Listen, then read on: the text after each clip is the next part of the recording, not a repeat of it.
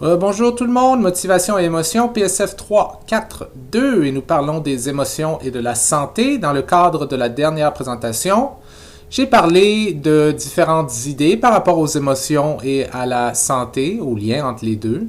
Et on a vu plus précisément qu'on peut organiser ces différentes idées-là en termes d'idées plus controversées et peut-être possiblement moins scientifiquement valides, et d'idées moins controversées, possiblement plus crédibles. On a vu aussi qu'on peut les organiser lorsqu'on réfléchit au consensus scientifique au lien entre les émotions et la santé, que ce consensus-là suggère que les émotions pourraient avoir un effet direct ou un effet, en fait pas ou, et un effet indirect possiblement, ok? Les émotions, ça pourrait avoir ces deux types d'effets-là, direct et indirect sur la santé. Ok.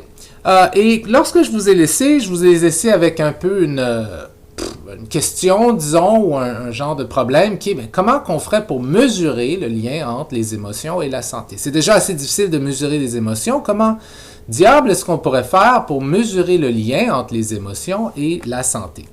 Et je vous avais mentionné qu'il y a différentes stratégies. Et en effet, c'est le cas. Et ce qu'on va faire dans le reste de cette présentation, c'est un peu de regarder ces différentes stratégies. Okay? Donc, l'étude de la relation entre les émotions et la santé est vraiment compliquée. Toutes sortes de défis, d'enjeux méthodologiques, ce qui veut dire au niveau de la mesure elle-même. Si tu mesures quelque chose de bien, ça veut dire que tu es obligé de mesurer quelque chose de moins bien. Alors, il faut prendre certains choix. Et aussi des enjeux éthiques, évidemment. T'sais. Alors, quelles sont différentes stratégies? Bon, stratégie 1. On pourrait se concentrer sur les réponses physiologiques qui sont associées à l'affect et qui sont pertinentes à la santé. Comme, par exemple, certains chercheurs pour étudier le lien entre les émotions et la santé, s'intéresse uniquement à mesurer des réponses physiologiques et s'intéresse uniquement aux réponses physiologiques qui viennent avec certaines émotions et qu'on sait qu'elles ont rapport avec des choses comme la santé. Comme par exemple la réactivité cardiovasculaire. On sait que certaines émotions, comme disons la peur, augmente le rythme cardiaque, il y a une réactivité au niveau cardiovasculaire. Et on sait que la réactivité cardiovasculaire aussi est un élément, lorsqu'elle est dérégulée, est un élément de différentes maladies cardiovasculaires. Donc on a ici un genre d'indice physiologique, de réponse physiologique, qui est la réactivité cardiovasculaire, la capacité du cœur à augmenter en termes de vitesse ou de pression ou diminuer. OK? En termes de rythme, je voulais dire, pas de vitesse. Et on sait que cet indice-là est associé à des émotions, et on sait qu'il est aussi associé à des enjeux de santé. Mais ça ne veut pas dire que les émotions qui vont faire en sorte que le cœur bat plus vite ou avec plus de pression vont causer des problèmes de santé, mais ça ne fait rien. Ce qu'on fait, c'est qu'on utilise des indices comme ça, et puis on les mesure. Et la limite principale de cette stratégie-là, c'est que ça assume que les effets physiologiques mesurés à court terme sont pertinents pour les enjeux de santé à long terme. Okay? Ça veut dire que, par exemple, si je mesure que, regarde, lorsque j'amène les gens au laboratoire et je les stresse, et là, je remarque qu'ils ont une augmentation de la pression cardiaque, par exemple, lorsque je les stresse. OK. Donc ça, c'est une façon de mesurer le lien possiblement entre les émotions et la santé. En fait, vous pourriez me dire, pas vraiment, mais je serais d'accord avec vous si vous diriez ça. Je vais rajouter quelque chose. C'est une façon de mesurer le lien entre les émotions et la santé parce qu'on présuppose qu'à long terme, des changements dans la pression cardiaque causés par le stress, comme ceux qu'on observe dans le labo en ce moment. Je vous amène dans le labo, je vous stresse, je vois que votre pression augmente, dans le moment même. On présuppose qu'une augmentation à long terme de cette pression cardiaque-là que ici j'observe juste à court terme, on présuppose que ça aurait un impact sur la santé. Un impact négatif dans ce cas-ci. Okay, donc ça, c'est une façon de mesurer le lien. Mais la limite, c'est qu'on présuppose que ce qu'on observe dans le court terme, comme je vous dis, est négatif ou a des enjeux à long terme. Je vous amène dans le laboratoire. Je trouve une façon de vous, je sais pas moi, de vous rendre triste. Et je remarque, je vous fais par la suite cracher dans une fiole, puis je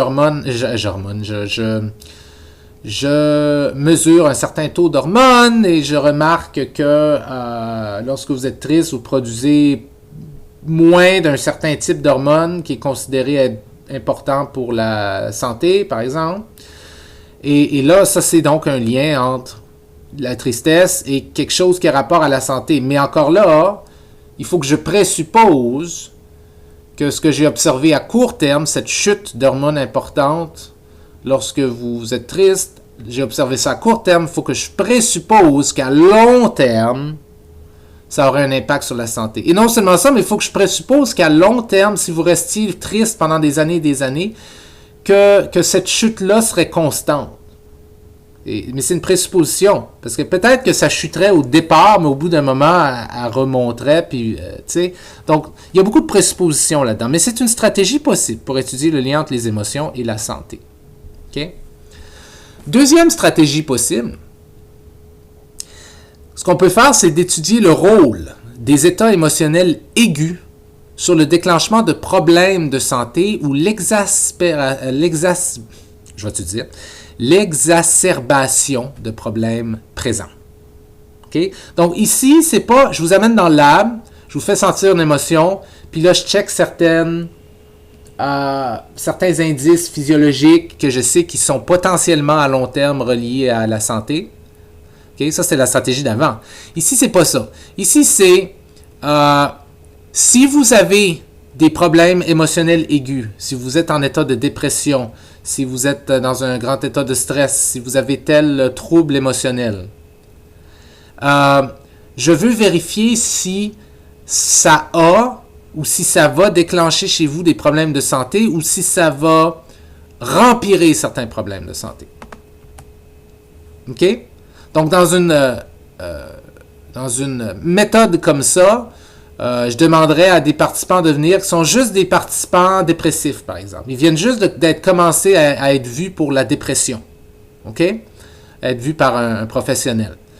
Donc, leur dépression vient juste de commencer et je veux suivre ces gens-là pendant un bout de temps et je veux voir si plus de ces gens-là vont développer, je sais pas moi, certains problèmes de santé cardiovasculaire qu'un autre groupe de gens que je suis qui ne sont pas dépressifs.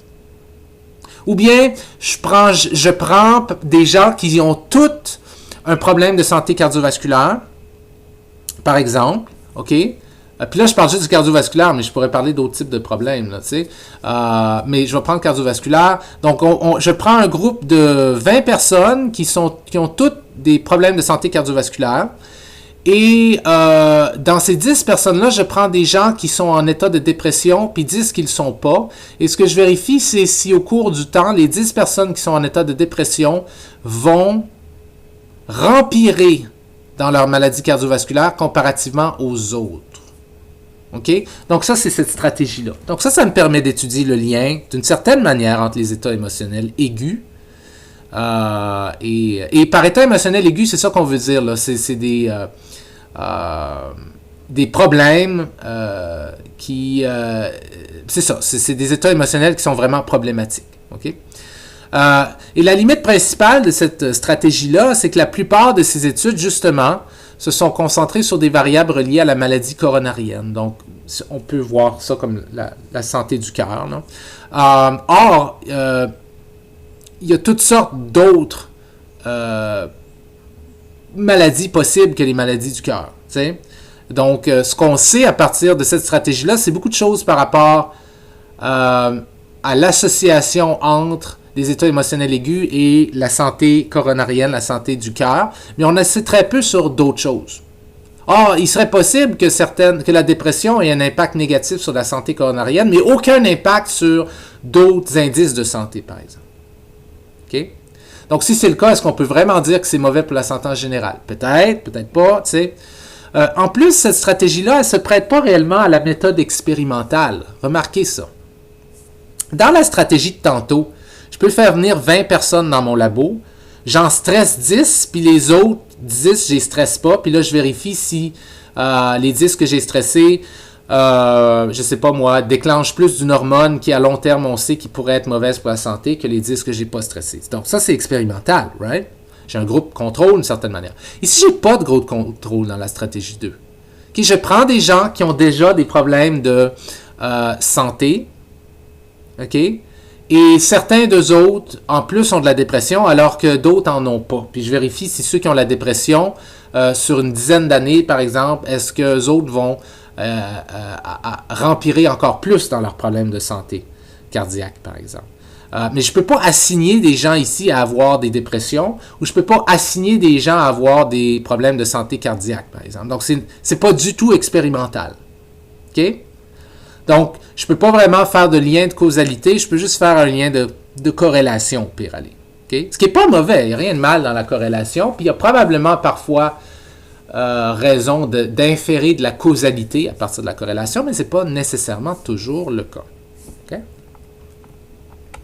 Une troisième stratégie que je peux faire, c'est un peu similaire à celle-ci, mais c'est d'étudier le rôle des traits émotionnels, donc des émotions récurrentes sur la santé. Donc ici, on ne parle pas d'états émotionnels aigus. Regardez, comme des états émotionnels aigus, c'est comme des crises de dépression, des phases de manie, tu sais, quand vraiment il y a quelque chose de trop intense. Et c'est souvent ça, en passant, les problèmes émotionnels, c'est pas que vous ressentez, quand vous avez des problèmes émotionnels, c'est pas, ou des troubles émotionnels, c'est pas que vous ressentez des émotions que vous ne devriez pas ressentir.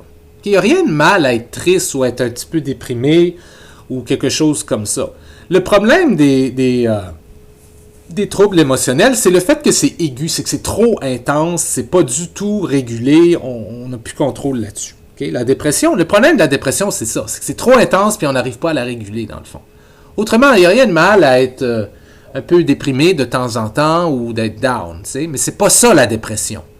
La dépression, c'est le fait que c'est trop aigu, c'est trop intense, ainsi de suite. Bon. Mais la stratégie 3, là, elle, ce à quoi elle s'intéresse, c'est pas des états émotionnels aigus, mais c'est des traits émotionnels, ce qui veut dire que elle s'intéresse au fait que les gens varient en termes de traits émotionnels. Ça veut dire qu'il y a des gens qui sont juste de bonne humeur tout le temps plus. Ça ne veut pas dire que de temps en temps, ils sont pas down, mais en général, ça fait partie de leur personnalité, ils sont juste plus de bonne humeur. Et il y a des gens qui sont tout le temps grognons. Ils ne sont pas mécontents là-dedans, c'est juste qui ils sont. Ça fait partie de qui ils sont, et c'est comme ça. Il y a des gens qui sont très stressés, ils sont tout le temps stressés. Sans nécessairement que ce soit un trouble du stress, mais ils sont tout le temps un petit peu, quasiment sur le bord du trouble du stress. Tu sais. Il y a des gens qui sont nullement stressés. Nullement, ils sont tout le temps confiants, etc. etc. Bon. Ces genres de traits émotionnels-là, ces genres d'émotions récurrentes qui reviennent constamment, on peut regarder quelles sont leurs relations avec différents enjeux de santé. Okay? Donc là, on mesurerait vos traits émotionnels, vos tendances à toujours avoir tel genre d'émotions en général, et on mesurait différents enjeux de santé chez vous, de différents systèmes, cardiaques, digestifs, respiratoires, ainsi de suite. Et on ferait des corrélations pour voir s'il y a un lien entre les deux. OK? Mais évidemment, la limite principale est exactement comme la deuxième, c'est qu'elle ne se prête pas réellement à la méthode expérimentale. Parce que je ne peux pas dire, OK, je ne peux pas vous amener dans mon laboratoire et dire, vous allez faire partie d'une étude, je vais vous assigner au groupe grognon. À partir de maintenant, vous devez, dans votre personnalité, être toujours grognon. Ça ne va pas marcher. Puis je peux pas non plus vous assigner à des troubles de santé pour voir si vous avez tendance à être plus grognard. C'est même pas crédible, ça fait aucun sens de juste se le dire. T'sais?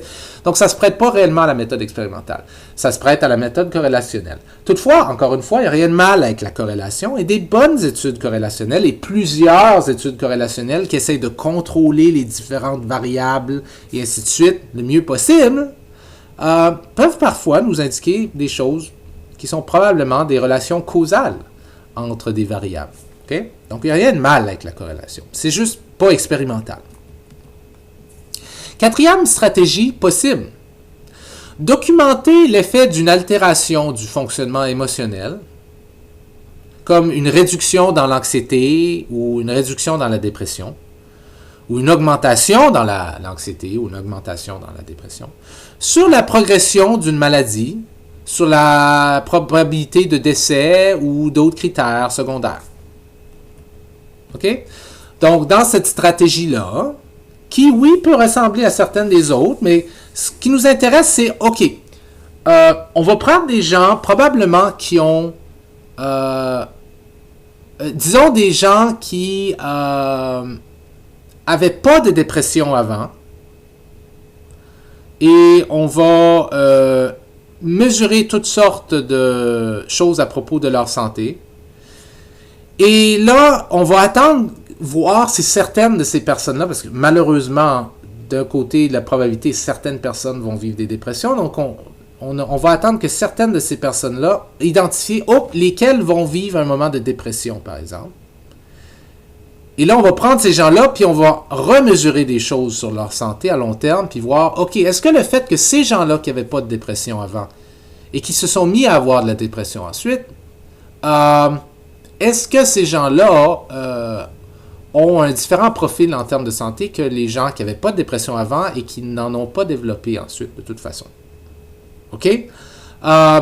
Même chose pour... Mais on peut faire la même chose, mais de l'autre bord. Et en fait, on peut s'imaginer que c'est probablement, j'allais dire plus éthique, mais pas nécessairement. Pas si on utilise un groupe contrôle. Vous allez voir ce que je veux dire. Mais en tout cas, on peut prendre ça de l'autre bord. On peut prendre des gens qui sont tous, par exemple, qui ont tout un trouble anxieux. Ils sont diagnostiqués avec un trouble anxieux. Trouble d'anxiété généralisée, par exemple. Un des plus, j'allais dire populaires, fréquents. Pas populaire, mais fréquent. Donc, on prend, je sais pas moi, 20 personnes qui ont un trouble d'anxiété généralisée. OK? Et de ces 10 personnes-là, on leur offre de la thérapie qui va faire en sorte que ces gens-là vont être beaucoup mieux capables de gérer leur stress. Et donc, ça va grandement diminuer leurs symptômes de troubles d'anxiété généralisée, de TAG, T-A-G. Et ce qu'on veut voir, c'est comparer aux 10 autres, à qui on n'offre pas ça, est-ce que eux autres, ils ont des problèmes de santé qui deviennent meilleurs, dans le sens où qui s'atténuent un peu. Okay? Ou à long terme, par exemple, est-ce que les gens qui ont des troubles de santé, troubles d'anxiété généralisée et qui font de la thérapie avec succès, est-ce qu'à long terme, ils ont moins de probabilité de mourir d'une crise cardiaque que ceux qui ont un trouble d'anxiété généralisée, mais qui ne suivent pas de thérapie? Tu sais, fait que c'est ça. C'est que ce qu'on essaie de voir, c'est on prend des gens soit qui n'ont pas de problème émotionnel et qui tout à coup en développent un, ou des gens qui en ont un et que graduellement, ils apprennent à le contrôler et à bien le gérer. Est-ce que ça a un impact à long terme sur la progression d'une maladie, la probabilité de décès ou d'autres critères secondaires? OK? Donc ça, c'est une stratégie intéressante. Et il y a beaucoup de recherches qui ont utilisé cette stratégie-là. Une des limites principales de cette stratégie-là, c'est que cette approche nous renseigne peu sur la contribution des émotions à la maladie. Parce qu'il n'y a pas typiquement de groupe contrôle en santé. OK? Ça dépend des études, mais typiquement, il n'y a pas de groupe contrôle en santé. Fait que typiquement, ce qu'on va faire, c'est qu'on va prendre des gens qui ont un problème émotionnel, par exemple, et on va voir est-ce que ceux qui se font soigner pour ce problème émotionnel-là, donc sont en thérapie, versus ceux qui ne le sont pas, comment ça va au niveau de la maladie. Okay? Typiquement, les études sont comme ça. Là. Cette limite-là, principale-là, dont je vous parle, voyez-le par rapport à ces études-là spécifiquement. Okay? Des genres d'études où est-ce que on a 100 personnes qui font de la dépression, 50 voient des thérapeutes avec succès et 50 choisissent de ne pas voir des thérapeutes et malheureusement restent dans la dépression de manière non traitée par leur choix, tu sais. Et ce qu'on peut faire, c'est à long terme suivre ces gens-là et voir est-ce que ceux qui voyaient des thérapeutes et avec succès, ce qui ne veut pas nécessairement dire qu'il n'y a plus de dépression, là, mais au moins elle est gérée, elle est contrôlée.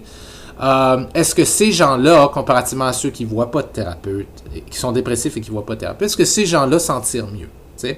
Dans des genres d'études comme ça, les 100 participants ont la dépression.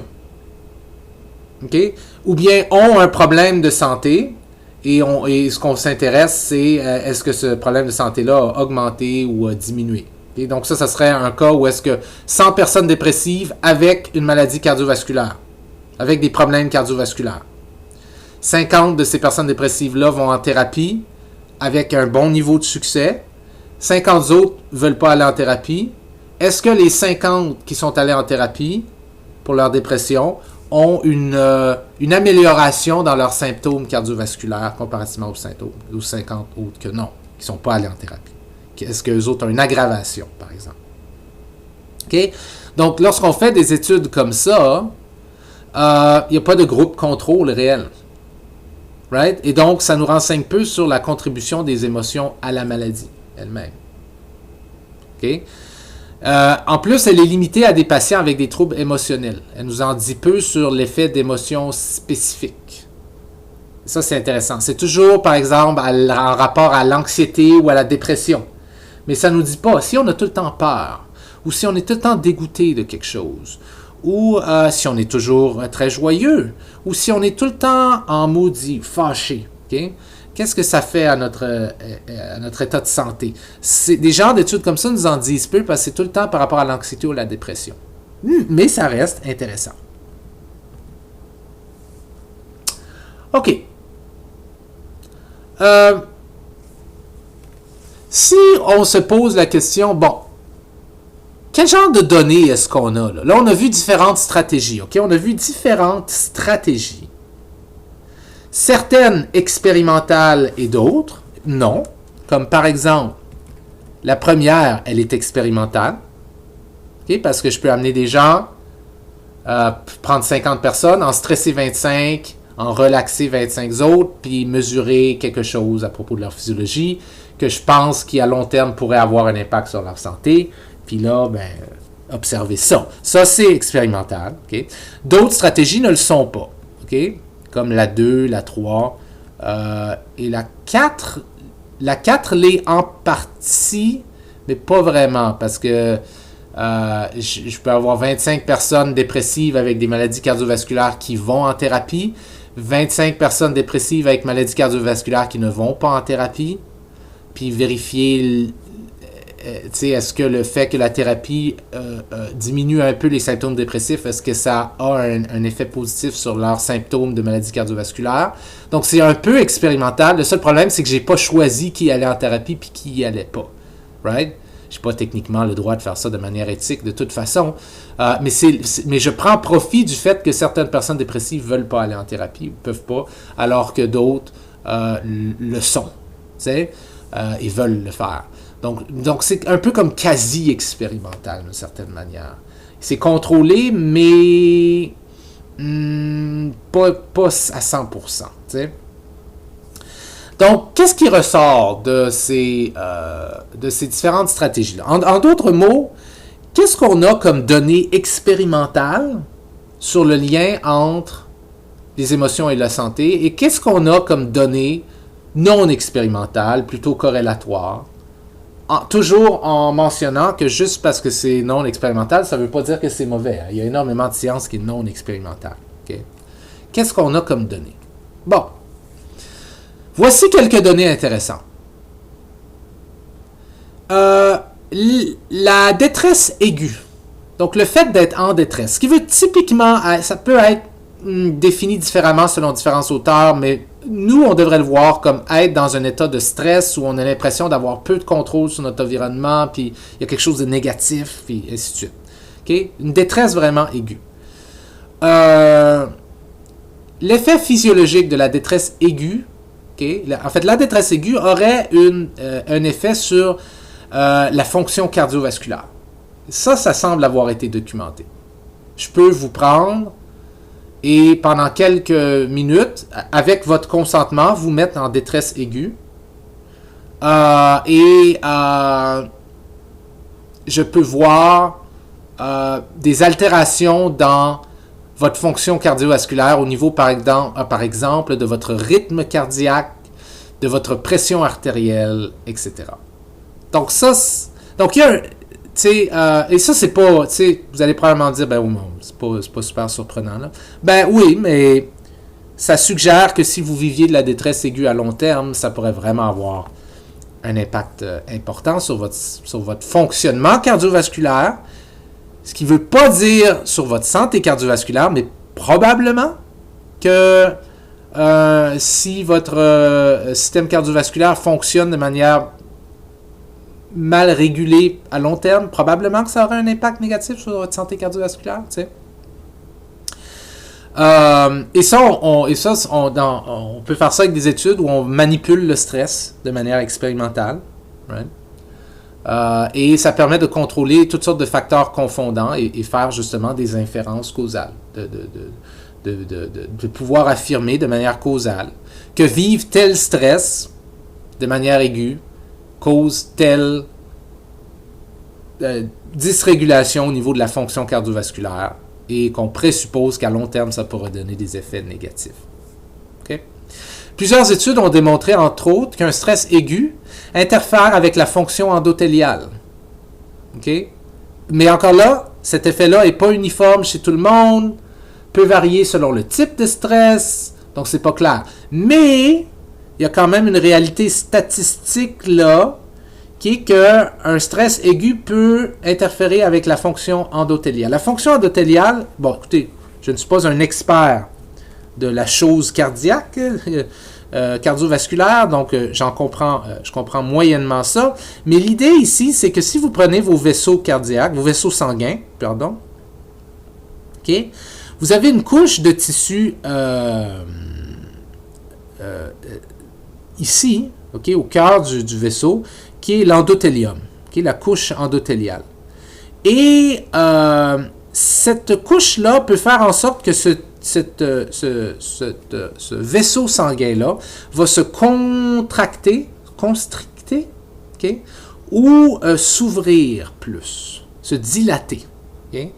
Et vous pouvez déjà me voir venir que si vos vaisseaux sanguins sont trop constrictés, okay, ça augmente la pression et ça peut donner lieu à toutes sortes de problèmes et il peut y avoir des caillots qui vont rester pris là-dedans et ainsi de suite. Okay? Alors que si vos vaisseaux sont dilatés, ça diminue la pression et probablement que le sang passe plus facilement et c'est favorable. Okay? Sauf s'ils sont vraiment trop dilatés, où là, ça pourrait causer un problème encore plus. T'sais? Donc, le stress aigu semblerait causer une constriction au niveau de l'endothélium et donc une constriction au niveau des vaisseaux sanguins. Okay? Donc, ce qui augmenterait la pression artérielle et qui pourrait donc avoir un problème, être un problème à long terme, dans le fond. OK?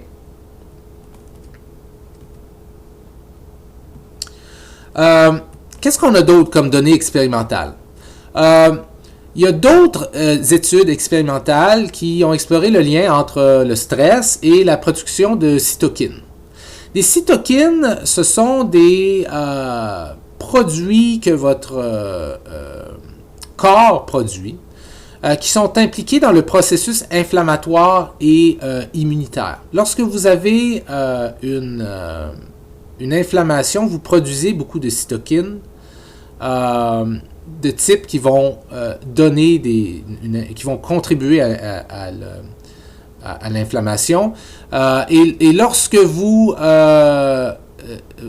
mais vous pouvez aussi produire des cytokines anti-inflammatoires qui vont diminuer l'inflammation. Donc, votre corps produit des cytokines et celles-ci peuvent augmenter ou diminuer l'inflammation, dépendant de quel genre c'est. Et juste pour vous dire, vous savez probablement, mais l'inflammation, c'est des mauvaises nouvelles en général, right? C'est nécessaire, évidemment. Nous avons évolué pour avoir de l'inflammation pour gérer certains pathogènes en nous et ainsi de suite. Donc, ça peut nous sauver. Mais à long terme, à court terme, l'inflammation, c'est correct. À long terme, l'inflammation, c'est mauvais. Okay? Et c'est relié à toutes sortes de problèmes immunitaires, entre autres. Okay? Ces cytokines-là, qui sont impliquées dans le processus inflammatoire, sont aussi impliquées dans le processus immunitaire parce que souvent, les inflammations sont très souvent des réponses immunitaires.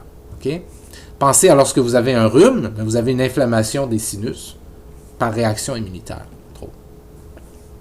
Et certaines études ont noté que lorsqu'on est dans un état stressé, manipulé en laboratoire, on note une élévation du taux sanguin de cytokines. Okay? De certaines cytokines pro-inflammatoires, en fait.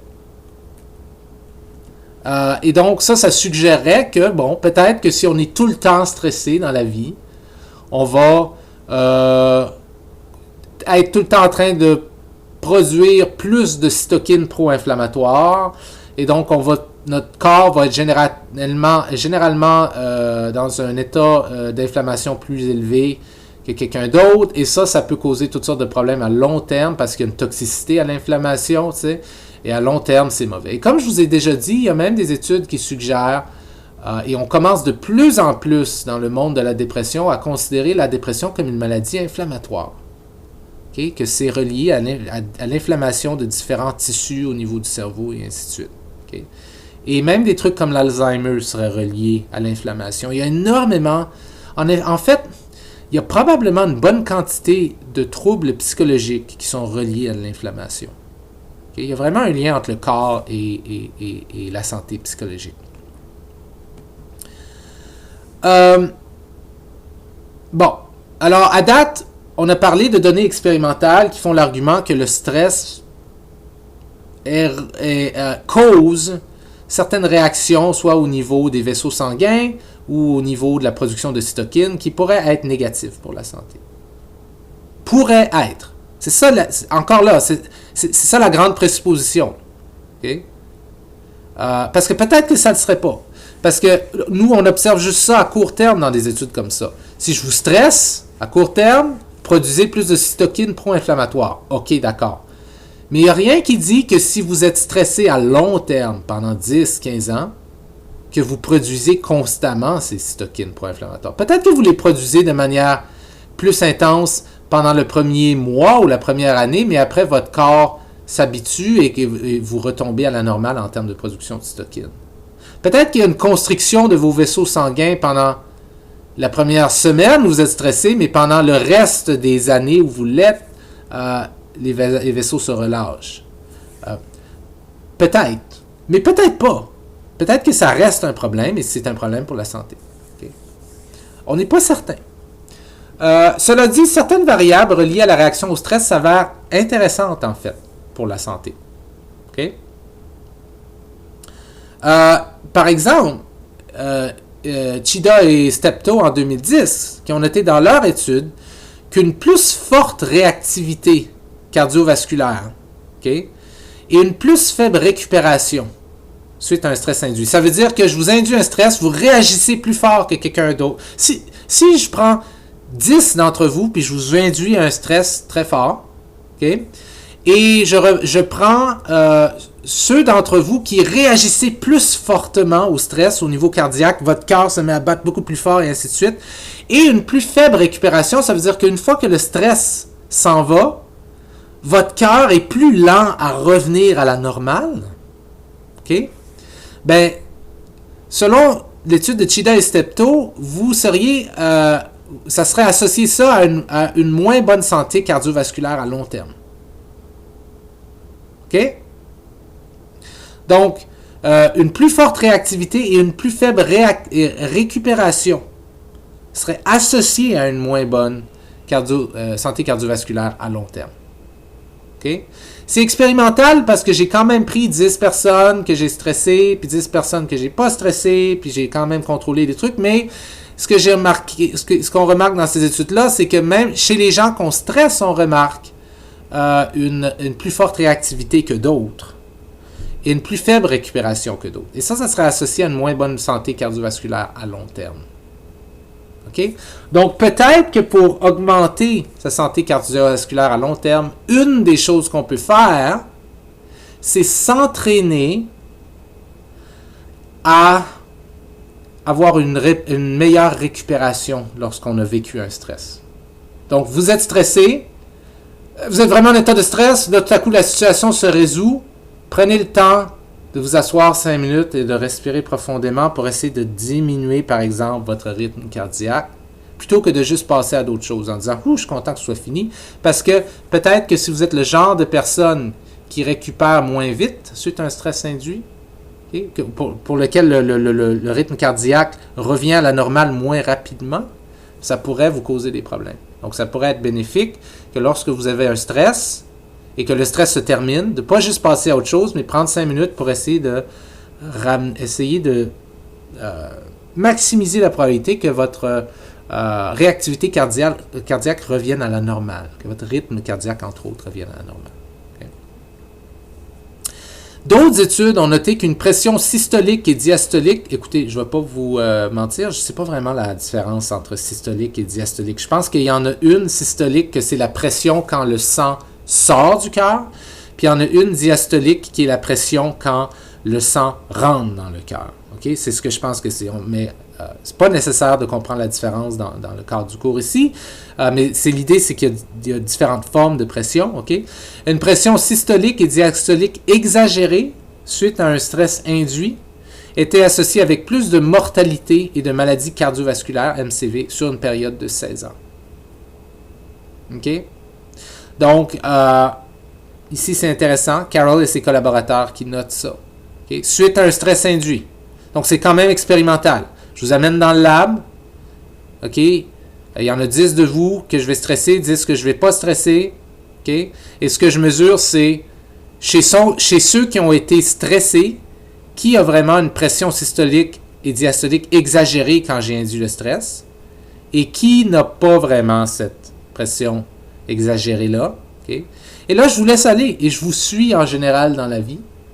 Et là, je remarque qui va mourir de maladie cardiovasculaire. Parce que malheureusement, ça arrive, sur une période de 16 ans. Okay?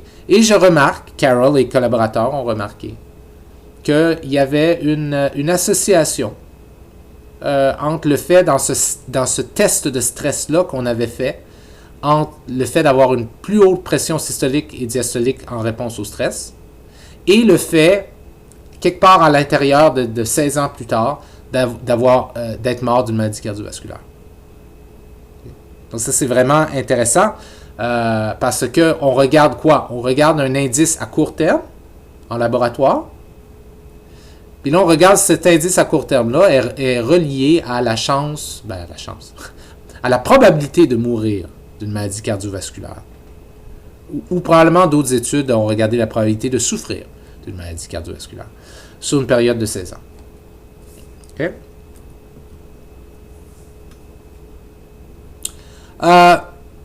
Certaines stratégies de régulation du stress induit en laboratoire sont aussi associées à des problèmes. Ça veut dire qu'il y a des études qui regardent pas exactement l'induction du stress en laboratoire, à quoi c'est associé, au niveau physiologique, au niveau de la probabilité de mourir de maladie, au niveau de la façon dont vous réagissez au stress en laboratoire et l'association entre cette façon-là que vous avez réagi et la mortalité, par exemple, sur une longue période de 16 ans, par exemple. Mais certaines études s'intéressent à la régulation du stress. Si je vous induis un stress en laboratoire, comment est-ce que vous le gérez, ce stress-là? Et est-ce que la façon dont vous le gérez est associée avec des problèmes de santé à long terme? OK? Comme par exemple, on a remarqué que très souvent, il y a des gens qui vont gérer leur stress par inhibition active ou par suppression. Okay? L'inhibition active ou la suppression des émotions, c'est ces gens-là qui, disons, sont très fâchés et au lieu de le dire de manière constructive, écoute, il faut que je te parle, je suis vraiment fâché, tu m'as vraiment blessé quand tu as dit ça, je trouve que c'est pas correct, on est encore amis, t'inquiète pas, mais je veux vraiment, il faut que je t'exprime là quand même ma colère, puis ça m'a vraiment fait sentir mal à l'aise, et ainsi de suite. T'sais, au lieu d'en parler comme ça, il y a des gens qui vont inhiber activement ou supprimer, dire non, non, c'est correct, c'est bon. De toute façon, c'est con d'être en colère, là, on passe à d'autres choses. Cette inhibition-là, cette suppression des émotions, même chose avec le stress. Il y en a qui vont parler de comment ils sont stressés. Ça va faire partie de leur façon de gérer leur stress, d'appeler quelqu'un et de dire je peux juste te parler, ça va mal, je suis vraiment stressé, il y a telle affaire qui arrive, telle affaire qui arrive. Alors qu'il y en a qui vont dire non, je vais juste aller prendre un verre quelque part, je vais essayer d'inhiber ça.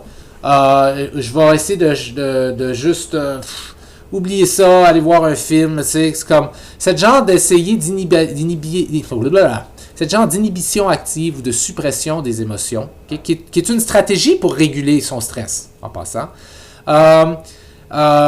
Des études suggèrent qu'elle est associée à des perturbations du fonctionnement du système nerveux autonome, incluant une activation élevée du système nerveux autonome. Okay? Donc, c'est des mauvaises nouvelles en général. Okay? Et une réduction dans la variabilité du rythme cardiaque. Pour faire une histoire courte, dans la vie, vous voulez avoir un rythme cardiaque qui est très variable.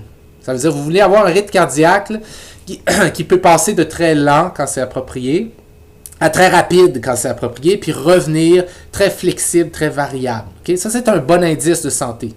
Okay? C'est un très bon indice de santé, en fait, la variabilité de votre rythme cardiaque.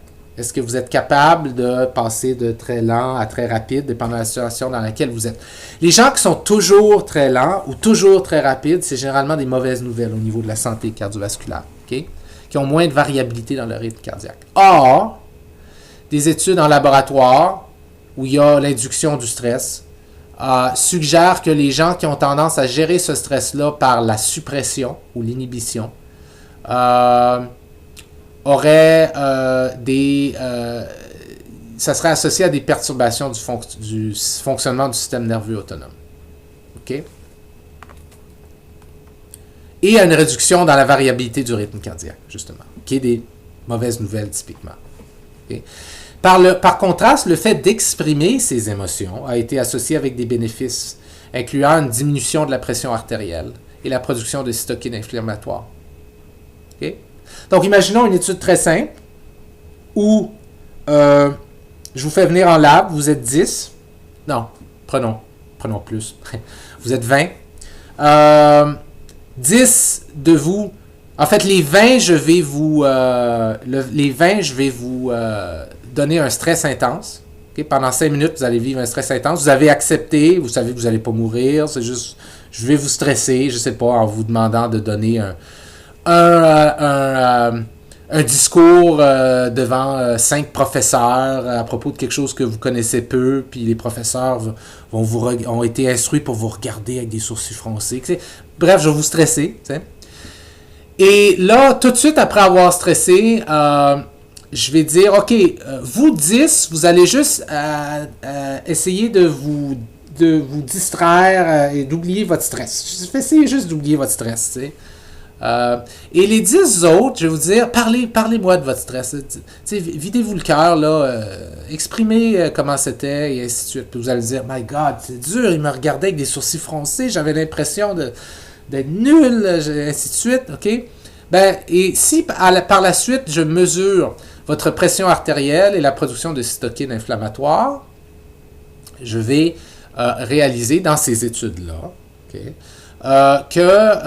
Les 10 de vous qui avez parlé et exprimé votre stress de manière constructive, vous avez une réduction dans la pression artérielle et la production de cytokines inflammatoires comparativement aux autres qui ont tenté de juste la supprimer, par exemple, ou qui ont tenté de rien faire, de ne pas en parler. Okay? Et ça, c'est un bon argument pour, lorsque ça va mal, oui, on ne veut pas déranger les gens alentour de nous, mais si vous avez quelqu'un à qui parler, parlez à quelqu'un. OK?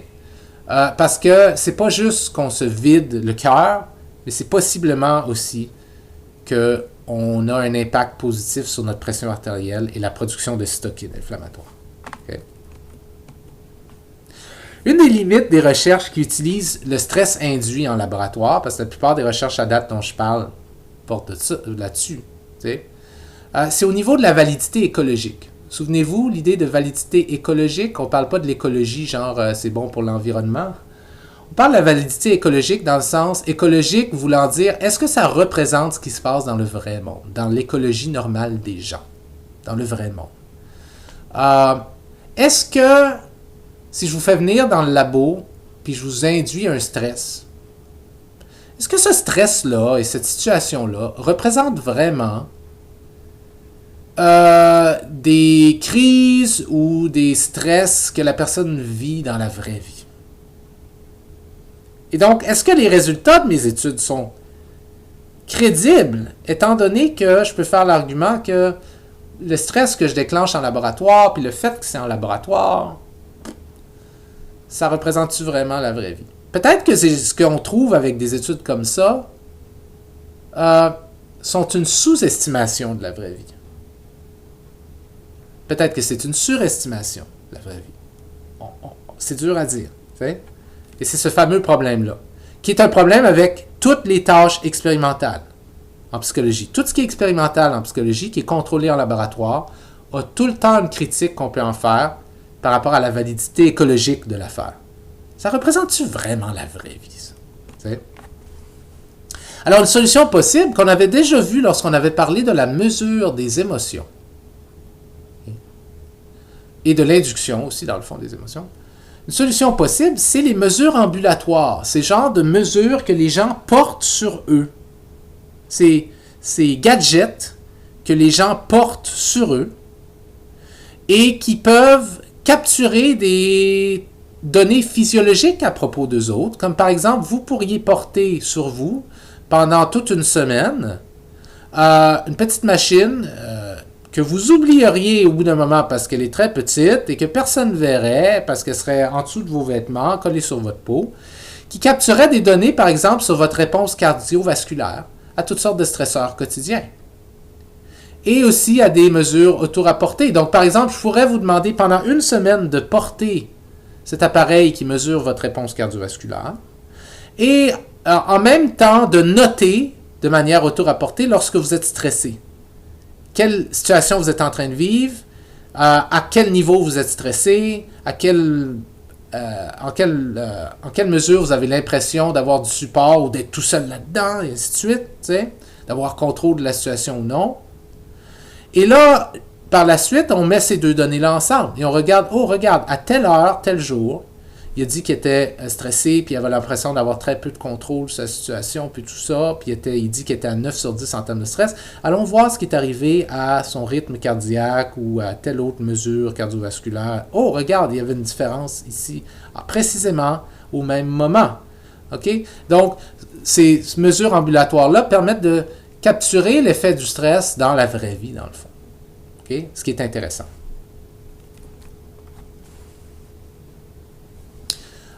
Et justement, des études comme ça suggèrent que les données sont associées à des effets plus forts que ceux induits en laboratoire. Donc l'idée, c'est que les études en laboratoire, où on utilise une induction de stress, donnent probablement un portrait réaliste de ce qui se passe dans la vraie vie, mais un portrait qui est une sous-estimation, une estimée qui est trop conservateur. Donc, possiblement que le stress dans la vraie vie quotidienne aurait un effet encore plus gros que celui qu'on observe dans le laboratoire. OK?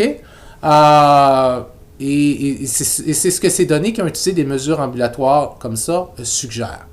Donc, Ce qui veut dire quoi? Que l'idée, c'est pas de lâcher les études en laboratoire avec des inductions de stress en laboratoire, mais c'est de comprendre que les résultats qui sortent de ces études-là sont dans la bonne direction, mais ils sont probablement une sous-estimation, sont probablement un estimé trop conservateur de ce qui se passe.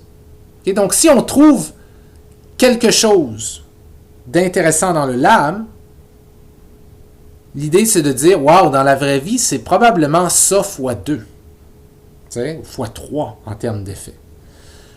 Donc, c'est important, ça reste très intéressant de faire des études en lab, mais juste de comprendre que ça nous donne un sous-estimé probablement de l'effet réel.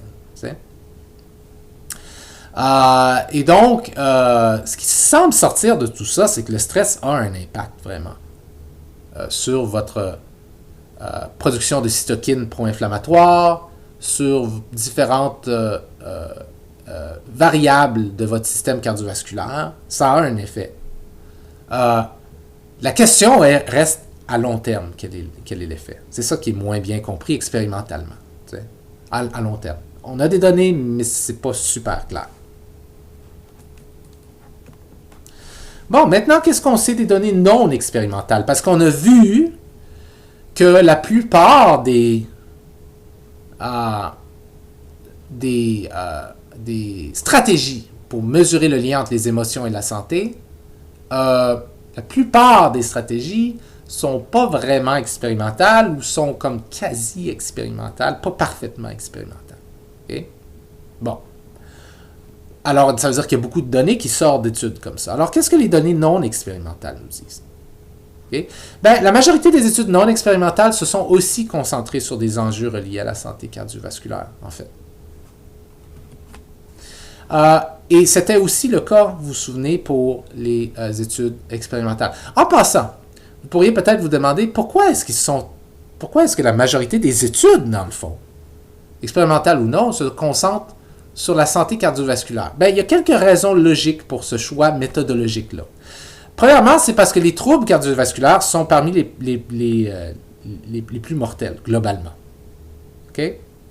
Si on regarde statistiquement de quoi les gens ont tendance à mourir au monde, statistiquement, c'est une des plus hautes catégories de causes de mortalité, c'est les troubles cardiovasculaires. Okay? Beaucoup plus présents que d'autres choses. L'autre affaire, c'est que ça fait longtemps qu'on étudie le cœur et les troubles cardiovasculaires et on est capable de bien les identifier dès leur départ. Ça veut dire qu'on a des bonnes stratégies en cardiologie, des bons outils, des bonnes méthodes qui nous permettent d'identifier très tôt que quelqu'un commence à avoir une maladie cardiovasculaire. Et on est très bon aussi pour suivre leur développement tout au long de la vie. On a des bons outils, des bonnes façons de mesurer le développement de ces maladies-là, et ainsi de suite. Donc, bref, on a beaucoup de connaissances par rapport aux maladies cardiovasculaires, et en plus, elles sont importantes. Et c'est pour ça que la majorité des études se concentrent sur elles. OK? Et l'autre idée aussi, c'est que on a déjà une bonne connaissance de comment les maladies cardiovasculaires sont le résultat d'autres facteurs que les émotions. Comme on a déjà une bonne idée de comment les facteurs au niveau de la nutrition contribuent au risque de maladies cardiovasculaires, comment des facteurs reliés au sommeil contribuent au risque de maladies cardiovasculaires, comment des facteurs reliés à l'activité physique ou la sédentarité contribuent au risque de maladies cardiovasculaires. Donc, on a déjà une bonne compréhension de comment la maladie cardiovasculaire est impactée par différents facteurs. Et ça nous permet vraiment de pouvoir mieux centrer, OK, comment alors est-ce qu'elle est impactée par certains facteurs qui sont émotionnels, okay, au-delà d'autres facteurs. Tu sais? Et donc, toutes ces raisons-là font en sorte que on a tendance à vraiment faire beaucoup d'études qui regardent le lien entre les émotions et la santé cardiovasculaire, plutôt que d'autres formes de santé ou systèmes ou phénomènes de santé, si on veut. Okay? Et c'est un problème, évidemment, parce qu'à un moment, il va falloir qu'on commence à regarder l'impact des émotions sur d'autres formes de systèmes, le système digestif, le système tégumentaire, le système respiratoire, le système... il y a plein d'autres systèmes, là, immunitaires et ainsi de suite. Mais pour l'instant, on se concentre beaucoup sur cardiaque, cardiovasculaire. Okay? Alors, quelles sont certaines données non expérimentales qu'on a? Bien, si on retourne dans le passé, en fait, dans les années 50, deux cardiologues, Friedman et Rosenman, ont décrit un patron comportemental qu'ils croyaient être associé au risque de développer une maladie cardiovasculaire, qui était le patron comportemental de type A. Vous avez probablement déjà entendu parler des gens qui ont une personnalité de type A. OK? Aujourd'hui,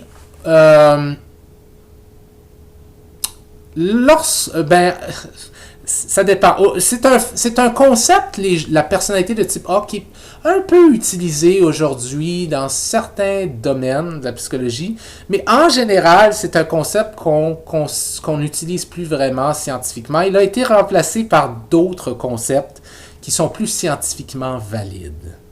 Okay? Mais ça reste quand même dans notre langage. Souvent, on va dire, ah, ça c'est un gars il a une personnalité de type A, par exemple. Même si scientifiquement, c'est plus vraiment un concept qui est utilisé tant que ça.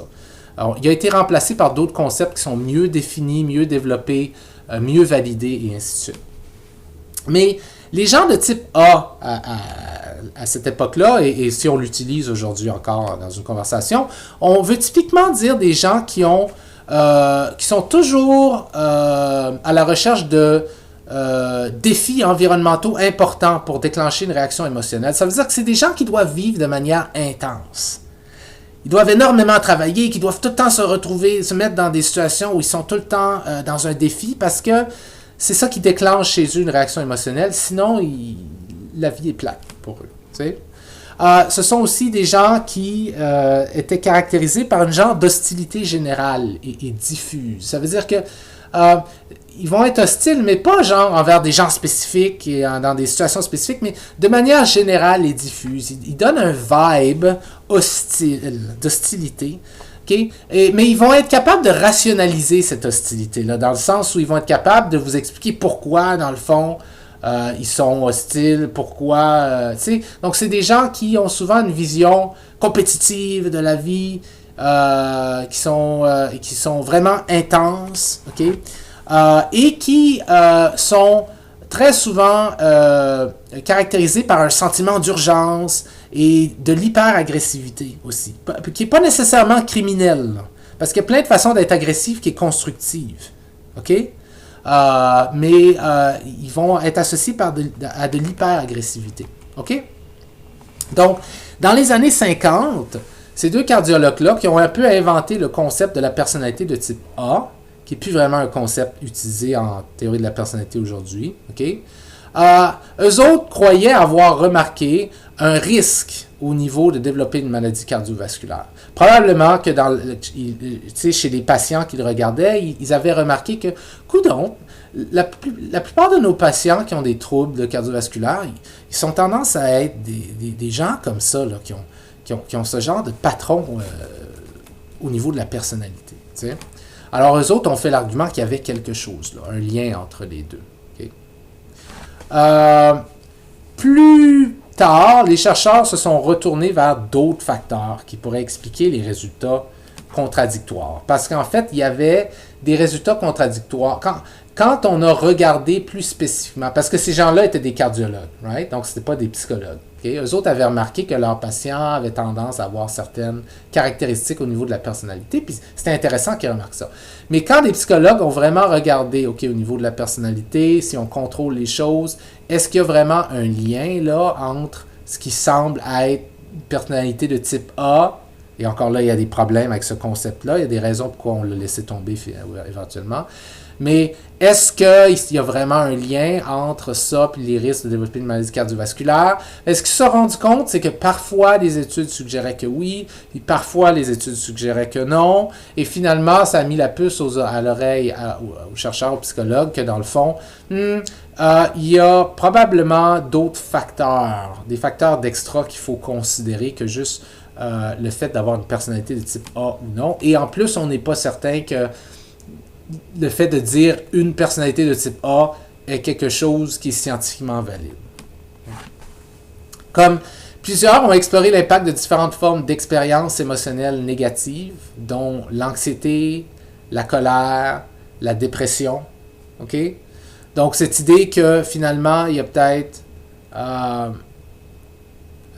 une différence entre ce que l'anxiété donne sur la santé cardiovasculaire et ce que la colère donne sur la santé cardiovasculaire et ce que la dépression donne sur la santé cardiovasculaire. Oui, c'est 3 émotions ou 3 états négatifs, mais ils sont qualitativement différents. Être déprimé, c'est pas la même chose qu'être anxieux. Être anxieux, c'est pas la même chose qu'être fâché. Être fâché, c'est pas la même chose qu'être déprimé. Donc, on a commencé à regarder plus précisément, tu sais, qu'est-ce qui arrive quand on regarde spécifiquement différents états, par exemple. Okay. D'autres se sont intéressés aux émotions positives. OK, c'est bien beau regarder le négatif, mais qu'est-ce qui se passe avec le positif?